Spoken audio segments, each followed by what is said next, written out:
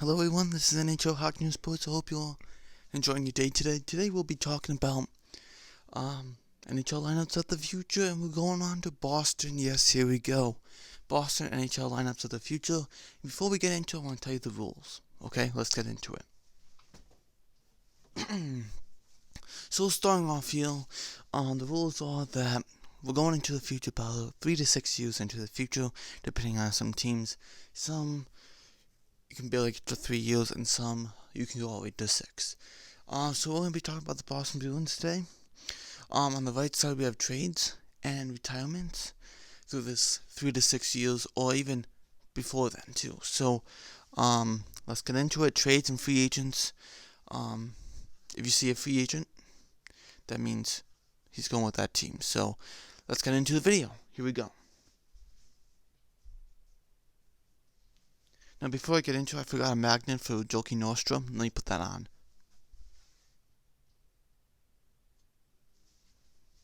Okay, here we go. So, ever since I told you about the rules, now I hope that all clears up about it. And also, a very important one, when I start to talk about the lineups, we're talking like we're in the future. So when you see Ventolainen and all that, and you're like, wow, he's on the first, he's a really good player now. Wow, I'm talking like that. You know we're talking about the future, not currently of like April 2020. Just to put it out there. Alright, this is the roster of April 2020 right now. So just to put it out there for you to know. Let's get into it. We're going to start off with our trades and our retirements and our free agents. Starting off here with, the Bruins now have the cap. And the cap hit is straining for many years now, and they had no choice but to trade away David Krejci, his contract to the Blue Jackets, and they took it since they have some room for the cap. So they said, oh yeah, we'll take on Krejci, and they had to. They knew they had Sedinka coming up, knowing that he would have something, and that Krejci would be missed. They didn't want to get rid of him, but it was something mandatory, basically, to get rid of without destroying young talent. Moving on to Chris Wagner, he gets traded to the Panthers, And by the way, you see, we don't really receive anything because that's kind of hard to do. And then what we receive, and that would make a whole differently. So just to put it out there. So Wagner, our depth piece, goes to the Panthers. They said, oh yeah, we'll take a ringer. I think it'll be really good for us. Just on the third, fourth line, definitely. And that's what they wanted. And the Bruins are like, alright, we have some young guys that can fill out this roster. Moving on to Jockey Nordstrom. Like I said, he became a free agent, and he went to the Philadelphia Flyers. I forgot one more team too.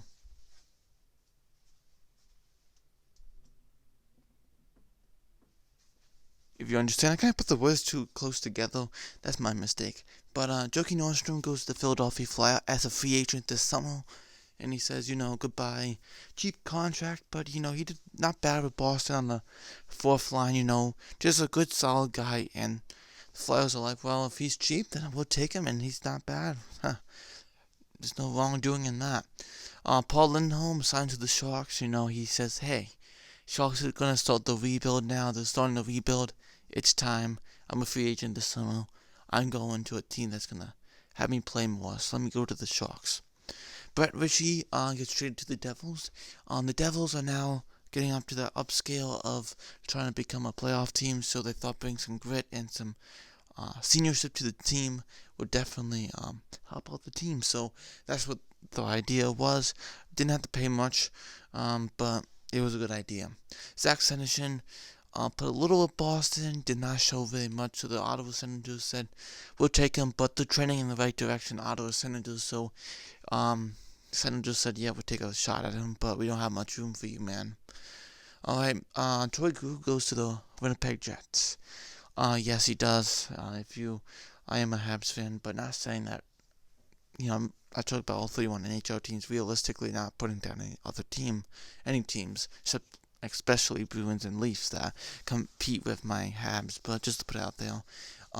So Krug, Bruins gave him a good contract, a really good contract, but, man, the Jets went out there and said, we'll even offer you more, and they picked up Krug instead.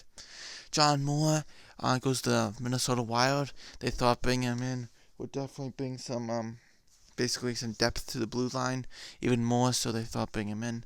Hey, they're like, yeah, sure. Jacob Zabril goes to the Red Wings. The Bruins are like, hey, you want him? Sure. See if you can get a career out of him. We never will. And Halak at 2020 signs the Montreal Canadiens, knowing that he can back up Carey Price like he did actually before. It was Halak playing number one goalie and Price backing him up as that young guy. Now it's the other way around, so Halak now with the Montreal Canadiens, returning to Montreal. Okay, here we go. We're going to talk about retirements. 2020, we have Zdeno Chara retiring in 2020 this season. In 2020. Tuukka Rask also retires in 2021, so he's gone too. And now let's get into our lineups. Why not? I think this is the part you really want to see, don't you? Maybe you're skipping to it too. But don't worry, we're going to get into it right now.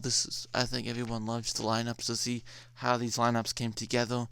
And, I'm just trying to work with the players we have. I can't get anything back. We trade players away, we're just trying to what we receive is our young players from our prospect pool. So that's basically what it is. And you gotta work with it. It's a little hard, but hey, for some teams it's harder than others. Some teams are really easy, some teams are hard. Let's get into it. Alright, starting off with our lineup, we're gonna go line by line. So first line, and then we'll talk about second line, so forth and so on, defense, goalies, all that. You know what I'm talking about. For this one, out of the last two Arizona Ducks, I do not have one who's scratched. It was tough to get more than any scratch. I barely got to 23 players on. I got like 21 players on the roster. I could not get to 23 or 22. I just could not get there, so I'm sorry about that. But here we go. Maybe I should never trade away Zach Senyshyn. Yeah, whatever. Maybe you say, yeah, we were glad you did. Okay. Maybe you're all right. I think you're wrong. Okay, moving on to the lineup here. First line, we're going to be talking about, I'm going to write it down and see what you think. And then we'll talk about it.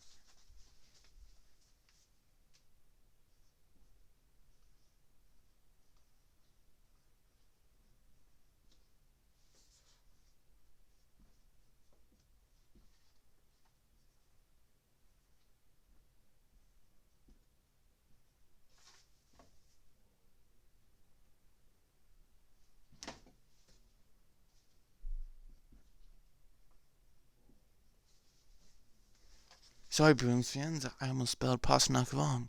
We have, Jake, oh my goodness. What am I thinking today? Jake, I'm gonna say Jake Voracek, yikes. Jake DeBrusque, Charlie Coyle, David Pasternak. So those are our first line. I'll call you like, where's Bergeron, where's Marchand? Remember, we're talking about the future, okay? So, DeBrusque, Coyle, Pasternak is in his career. Basically his top of the hill. He's in his prime of his career. That's what I want to say. So is Coyle. DeBrusque is getting there to his top of his career, that prime of career, but he's doing an absolutely fantastic job.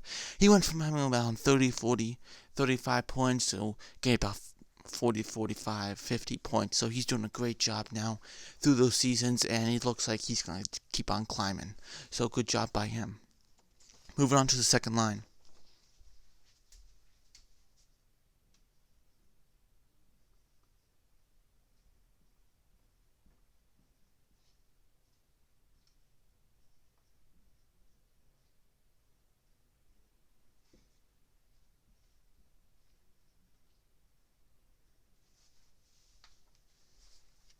Here we go. So we have Brad Marchand.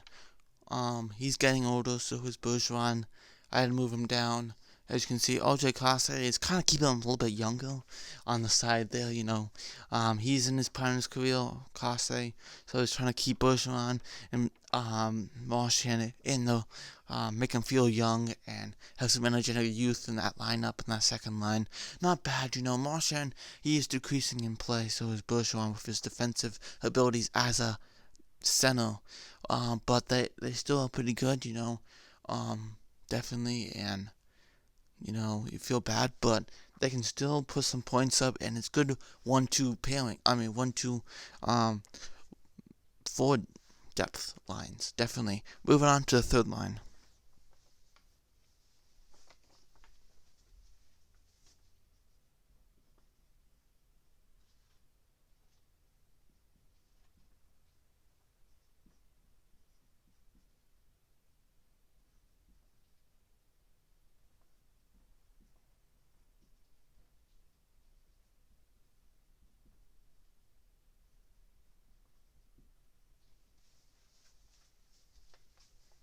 Here's the third line. You probably like Sean Curley is a center. Yeah, he can be a center left wing. I want to put Stadinka on the third line center. So just to say, Sean Corrali's on the third left wing side with Jake Stadinka and Nick Ritchie, who's a good third line forward depth group here. We have a good three lines. But we do. Stadinka wants to take over that second line and wants to move Bergeron and Marchand down. He's getting there. He's doing a good job. He wants to move Bergeron down, definitely. And try to go after Coyle too in his career, but he's just getting started right now. He's doing an absolutely fantastic job. Nick Ritchie, he's always been that guy who puts around 30, 35 points. He's never going to become that 50 goal scorer, maybe 50 point scorer, maybe that we wanted him or more. So, too bad, but he is that guy who's on that third line for us. Ever since he got traded to the Bruins in 2020 deadline, he stayed with them. So, very interesting that he's still with the Bruins here, staying showing some good stuff. He's learning from Sean Corrali and everyone on the team, saying, wow, that's how you do it. Yep, that's how you do it. Moving on to our fourth line and final forward line, then we get into our defense and goalies. Here we go.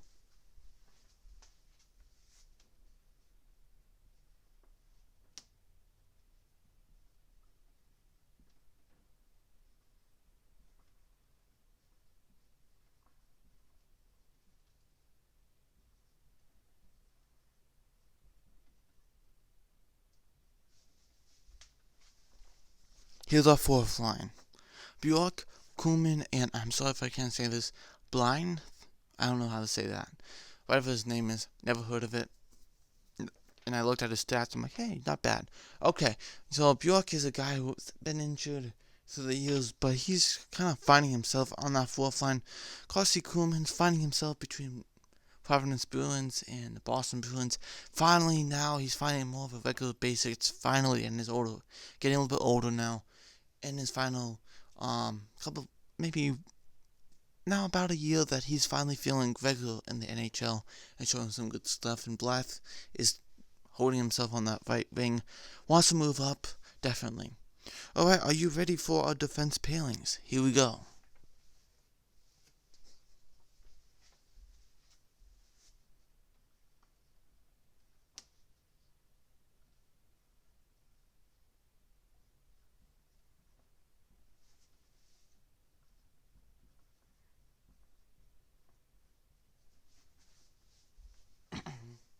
Here we go. We have Matt Grzelcyk and Charlie McAvoy. So, Grzelcyk has really, every year he gets better and better and better. He's been doing that, and he takes over that great first left defense side with Charlie McAvoy, who's a great player. Both of them just feed off each other, and definitely a great job by both of them. They've done a fantastic job together. So Matt Grzelcyk, he's on that first left side with Charlie McAvoy, two young guys who absolutely done a fantastic job. And Bruce Cassidy, who's still the coach of the Bruins by this time, right now, currently, and by this time is also very pleased with Grzelcyk through his career and seen a lot of him through his coaching career with the Bruins. Moving on to our second defense line.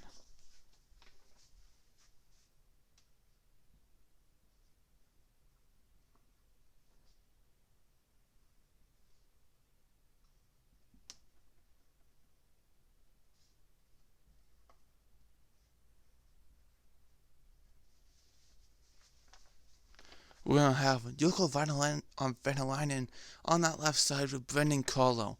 Both absolutely fantastic. We have a good first line. a really good second line. Not saying both are different, both are absolutely fantastic. Number one and number two defense pairings. Definitely have Jurgen Vinen, who's absolutely keeps taking a notch higher and higher. What a great player he is. With Brendan Carlo, who is your stay-at-home defenseman who can keep the puck out of the own zone and just can help defensively. He's a great player, and he holds himself on that second pairing. He doesn't mind. He's like, yeah, that's where I want to be. Moving on to our third pairing.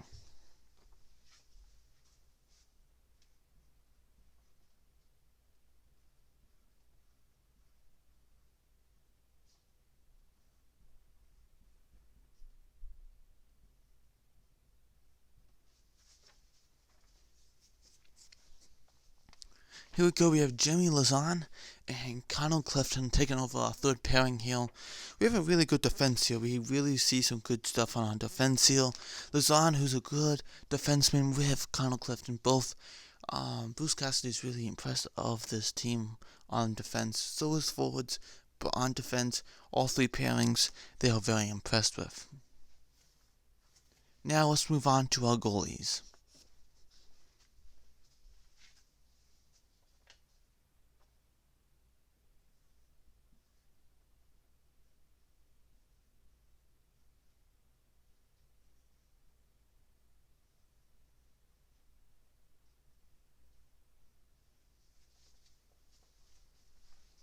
We have Danny Villar and Chris Kiesler. Villar he took over ever since Vask retired in 2021. He wanted to spend time with his family, so he's with the number one. Vask retires. He learned from Villar, learned from Vask, and now Villar had to take over, and he's done a not bad job. We are very impressed with him, so he's done a great job. And we have Kiesel, who's actually learning with Villar. Both young goalies, so both is a good young duo. A little inexperienced, that might be a weakness there, but definitely. I want to tell you about Halak really quick. The Montreal Canadiens, that's a 2-year deal, just to put it out there. And then he retires. Okay, so you see. Okay, so Villar and Kiesel are the last to end it all. So here is our lineup. I do like it. I really like the defense. I really do. I do like our forward depth. I feel like should I move Bergeron and Marchand even farther down in the future? I don't know. Stinker, I don't want to move him too far up. I don't want to make him feel like, oh my goodness, you're going to be a franchise number one center with 110 points like Draisaitl. I don't want to have him feel like that, Of course, Draisaitl is number 2 center because McDavid's number 1. But if he wasn't there, it'd be number 1 definitely. So yeah, whatever. But you know what I mean. So do I move down Marchand and Bergeron? Yeah, you can say you do, but I think they would hold a good second line. And you have Stelinko, who's still learning. Don't make him rush his career. That would be great. DeBrusk, he had to move up with Coyle or Pastrnak.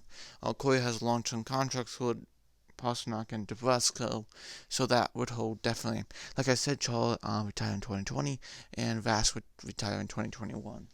So that's what led to Villar and Kiesel playing together as goalies. Okay, thanks for watching. This is NHL Hockey News Reports. I hope you all enjoy your day. Like the video, ding the bell, comment, share. This is NHL lineup to the future, and we're at 218 for subs. So let's try to get to 250, and I'll see you next video. Bye.